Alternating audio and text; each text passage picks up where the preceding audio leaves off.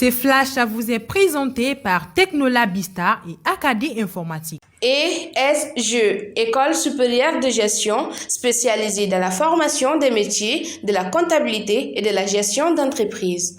Très ravi de vous retrouver aujourd'hui, mesdames et messieurs. Bonjour, bonsoir et bienvenue dans ce flash d'information sur Actuel Média.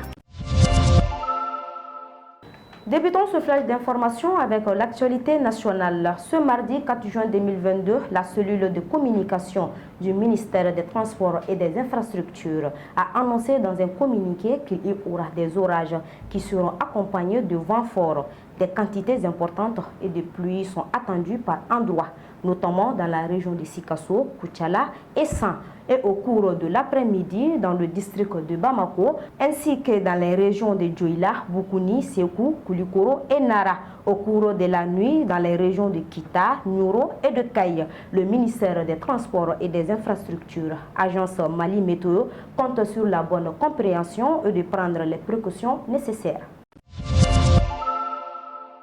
Toujours l'actualité nationale. Ce mardi 14 juin 2022, le président de la transition, le colonel Assimi Goïta, a accordé une audience à Roger Casters, envoyé spécial du président américain, chargé des questions d'otages. Le but est d'échanger sur les efforts mutuels à déployer par les deux pays pour porter secours aux otages américains. La Russie a annoncé ce mardi 14 juin 2022 dans un communiqué la mise en place pour demain d'un couloir humanitaire pour l'évacuation vers une localité sous contrôle russe. Des civils se trouvent dans l'usine Azot à Sevierodonetsk. Le ministère russe a appelé les forces ukrainiennes à hisser un drapeau blanc pour signaler qu'elles acceptaient cette proposition, les appelant par ailleurs à mettre fin à leur résistance absurde dans l'usine Azot.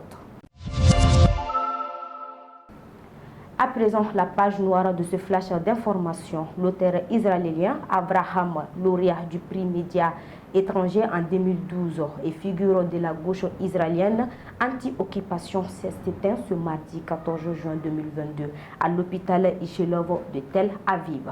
Ils évoquaient à nous une mosaïque de sentiments profonds, a déclaré dans un communiqué par le président israélien Isaac Herzog, afin de lui rendre un dernier au revoir. Voilà, mesdames et messieurs, c'est la fin de ce flash d'information. Merci à vous de l'avoir suivi et très bonne suite de programme sur Actuel Média, car nous sommes le présent et le futur.